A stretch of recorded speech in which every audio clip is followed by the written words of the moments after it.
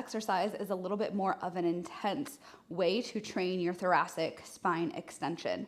The setup is going to vary based off of your body. So I'm going to show you how I like to set this up and give you a few tips, but keep in mind that the most important part of this is to find the stretch where you are intending to create it. So depending on your setup, you can direct the stretch a little bit more towards your upper back versus a little bit more towards your lower back or your mid back. There's different levels of your spine you can target.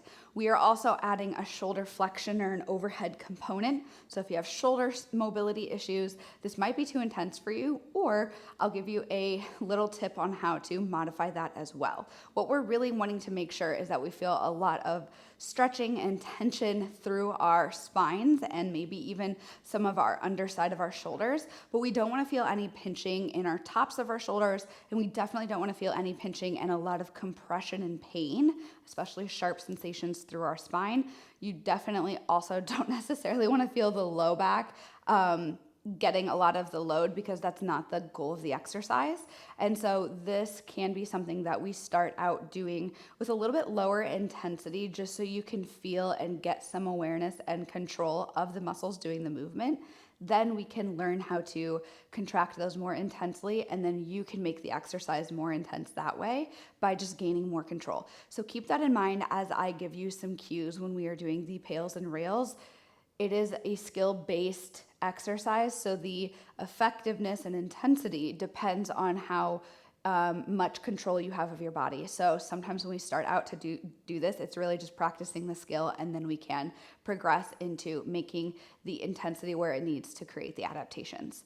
So with that being said, you're going to need either a big medicine ball like this, which is what I like to use, or you can also use something smaller like a foam roller or a smaller medicine ball, and then a dumbbell that is heavy. If you have shoulder limitations, you might need 2 dumbbells. I'm going to show you the setup of getting into the position, and then I'm going to walk you through the actual PAILs and rails.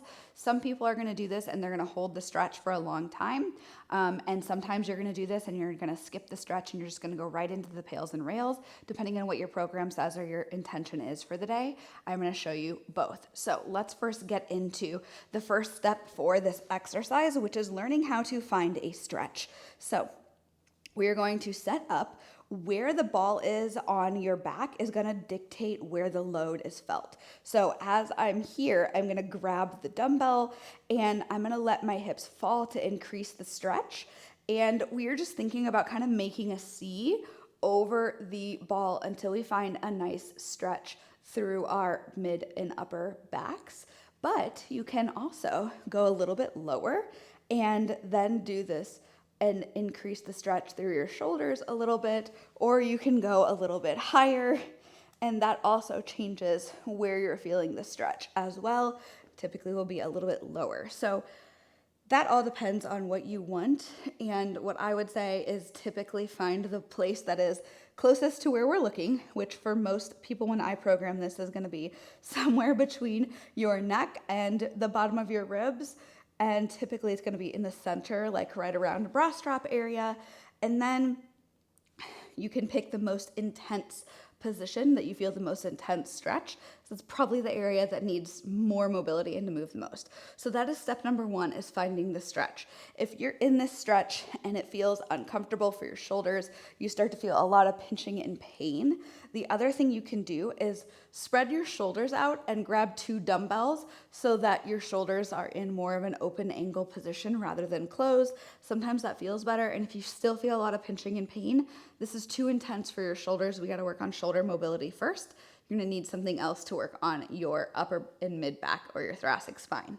Now, once you have done the stretch or found the stretch, you're either going to hold it for the predetermined amount of time that's prescribed.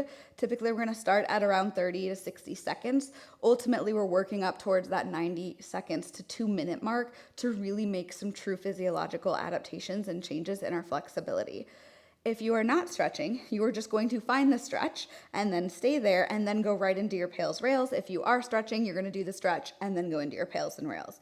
The PAILs and rails are going to be first contracting the stuff that is stretching. So of course, this is the open side. You're kind of going to think about all of this stuff, which would normally crunch you down. So see how I'm kind of crunching my whole mid my thorax essentially. That's what we're going to be doing, except for you're going to be holding onto the dumbbell and you can't crunch 50 pounds from over here, hopefully.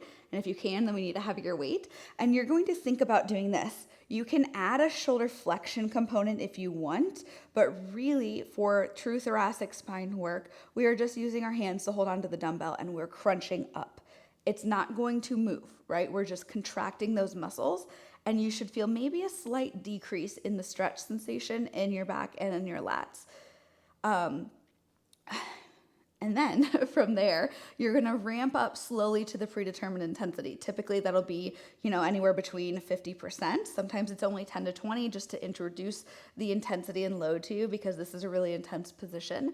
And then, or maybe up to a max effort, and then you're going to hold it. So you're going to take about 10, 15 seconds to get to that intensity, slowly turning up the volume dial on that intensity. Then you're going to hold that contraction for 10 to 15 seconds, or the predetermined amount of time. Then you're going to relax it, turn that volume dial back down. That is your PAILs contraction. From there, we are going to move into rails. Rails is going to be thinking about actively arching back into this ball. So what you want to think about is really kind of pressing your spine into the ball, around the object. And you want to think about those muscles in your spine, like lifting your chest up and squeezing and contracting your spine to get into a deeper position. You might not move at all. There might be no moving, no sensations changing. You just feel those muscles working, or you might even not feel much happening at all. You just still are going to think about sending that neural drive to those muscles, because eventually they will make the connection, and that is the point of this exercise. So just like PAILs, you're going to take about 10 to 15 seconds to ramp up to the intensity desired or programmed. Hold that for 10 to 15 seconds, and then ramp back down. So we're going to get into the position and demonstrate what that looks like. Now, I'm in my deep stretch here. To start, you want maybe like a 3, 4, or 5 out of 10 intensity stretch. As you progress, we can get into that 6 to 7, but we don't want to push too much into a really high intensity stretch, because as we add PAILs and rails, that adds a lot of intensity, unless you are just doing like a really high loaded exercise where you're only doing this like once a week. So get into your moderate intensity stretch. Then for PAILs, we are just going to crunch up. So you can kind of see the little bit of movement that happened. I'm feeling all of my front side muscles contract. Yes, your neck is lifting a little bit too.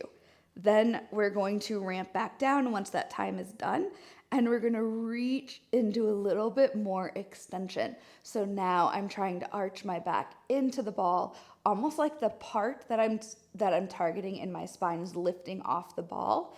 And we're going to ramp that contraction up for the predetermined amount of time and hold. And that would be one round of your PAILs rails. You might have multiple before you come out of it, or you might be done for that round, but that would be your PAILs and rails.